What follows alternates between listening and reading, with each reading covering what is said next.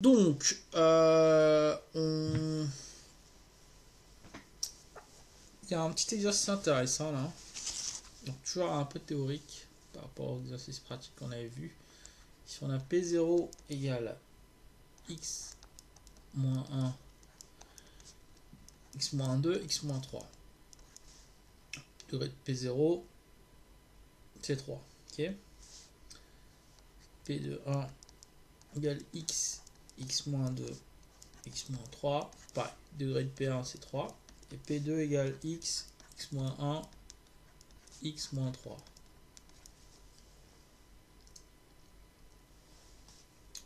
Et le degré de P3, le P3 c'est égal à x moins 1, x moins 2. Donc sont tous de degré 3. D'accord.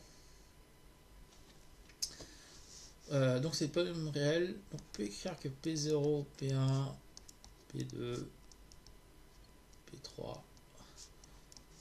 Il y a cette notation là. R, X, 3. Voilà. Alors, A0, A1, A2,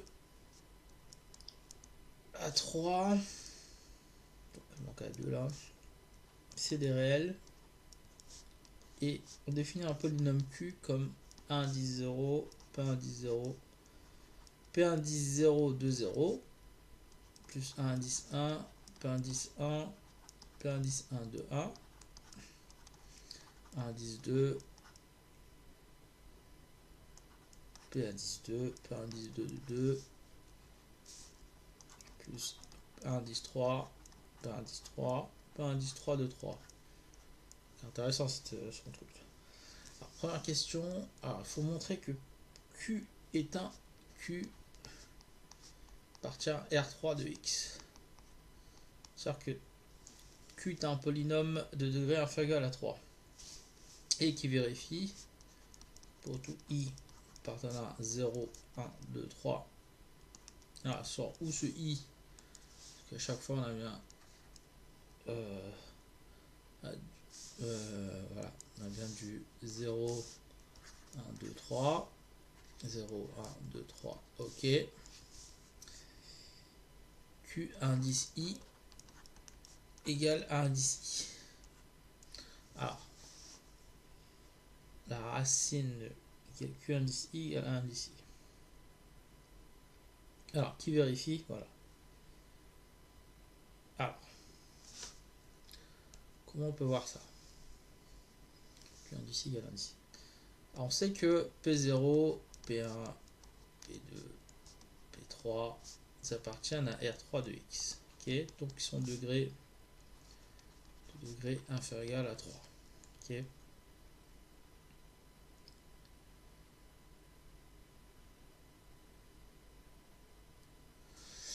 Comme Q en fait c'est une combinaison linéaire. Bon, on n'a pas encore vu c'est quoi une combinaison linéaire, mais en gros Q va s'écrire voilà, comme ça là.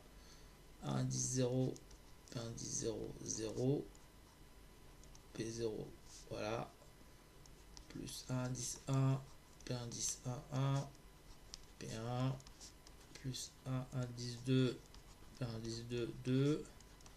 Donc, combinaison linéaire, on verra ça en long, en large, en travers quand on fera l'algèbre linéaire. En gros, voilà, ça c'est des coefficients. Voilà. Donc il s'écrit, voilà, j'ai oublié P2 là, comme une combinaison linéaire des polynômes. Ok.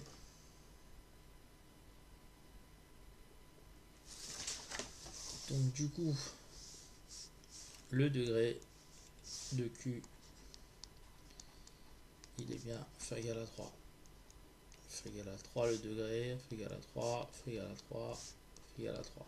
Ok. Puis, on a Q indice 0. Qu'est-ce qu'il vaut?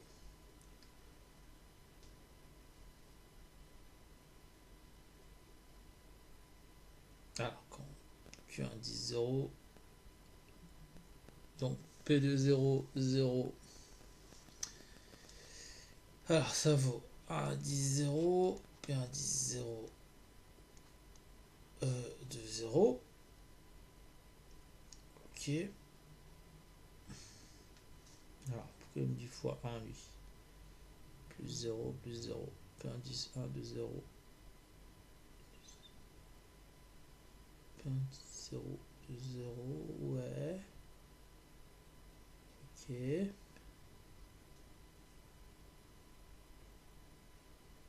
Alors, Q indice 0 égale. Alors, qu'est-ce qu'il raconte? Q indice. Indice I égale indice I. Ok, donc normalement on doit avoir Q indice de 0 qui est égal à A indice 0. Ok. Alors, Q indice égale du coup P indice 0 de 0 plus A indice 1, P indice 1 de 0, etc. Plus P indice 2 de 0, je recopie pas le truc, plus P indice 3 de 0. Donc normalement ça, comme on a vu les polynômes là-bas, comme il y a un x, ça fait 0, ça fait 0, et ça fait 0. On va rester A indice 0, P indice 0 de 0, et fois P indice 0. Ok. Donc du coup, je vais faire un 10 0 0. Donc ça fait 1 10 0 fois. Donc là ça fait x moins 1 fois moins 2 fois moins 3. Ok.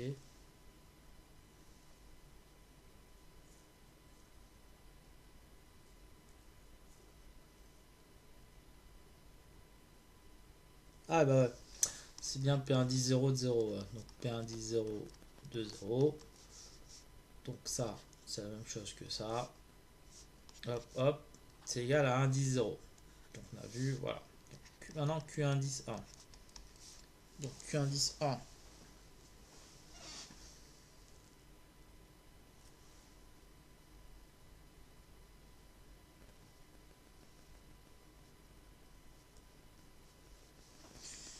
Q indice 1 c'est égal à A.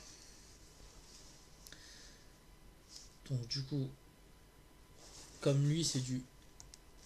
Non, si on repasse, Q indice 1, ça fera du 0. Ok, il y aura du...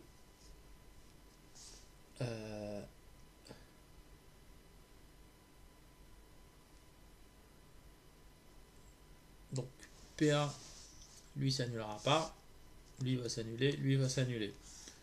Donc pareil, ça fera du A indice 1, P indice 1 de 1, P indice 1 de 1. Hop, égal à indice 1. Q indice 2, du coup il va faire annuler donc le P0, le P1. Du coup le P indice 2 ça n'annulera pas. Donc voilà. Indice 2, P indice 2, 2, P indice 2, 2, hop, indice 2. Ok. Et enfin Q indice 3. Pareil. Donc le 3 il s'annulera pas ici, mais il va annuler celui-là, celui-là, celui-là. Hop. P indice 3 de 3. P indice 3 de 3. Hop, hop. Égale 1 indice 3. Donc on a bien montré que pour tout i appartenant à 0, 1, 2, 3, Q indice i égale indice i. Alors maintenant, il s'agit de montrer que Q c'est le seul polynôme de R3 de X. Ce R3 de X, les Rn de X, on verra ça souvent dans peut-être 1-2 ans qu'on fera la théorie des groupes. 1, 2, 3, tel que Q indice I égale 1 indice I. Ok. Alors,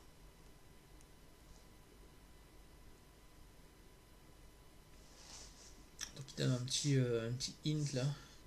J'ai un polynôme R qui vérifie les mêmes propriétés qu'un polynôme Q et montrer que R moins Q égale 0. Ok. Donc, voilà, on va faire soit R qui appartient à un R3X, ok, et qui vérifie, voilà, R10,0 égale 1,10,0, R1,10,1 égale 1,10,1, R1,10,2, R2 égale 1,10,2, R3 égale 1,10,3. Alors, si je prends un polynôme S égale Q moins R, ok,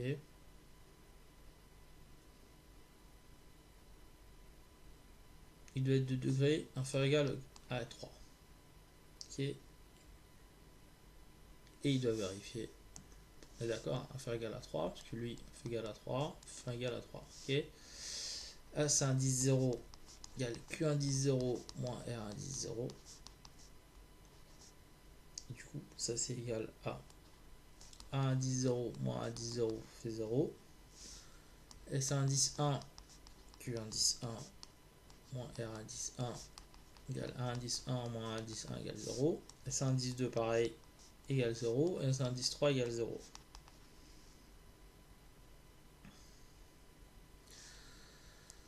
Donc, ouais, effectivement, là, ça fait. Donc là, on a trouvé un polynôme S là qui appartient à R3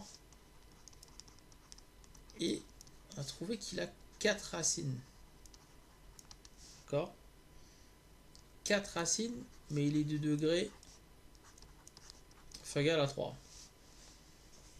C'est le truc, c'est que si degré de P égal à N et P admet au moins D plus 1 racine, alors A égal à D, P égale polynôme nul. Donc du coup S est le polynôme nul. Ok. C'est intéressant ça. Donc du coup, comme S, donc ça fait S est égal à R moins Q.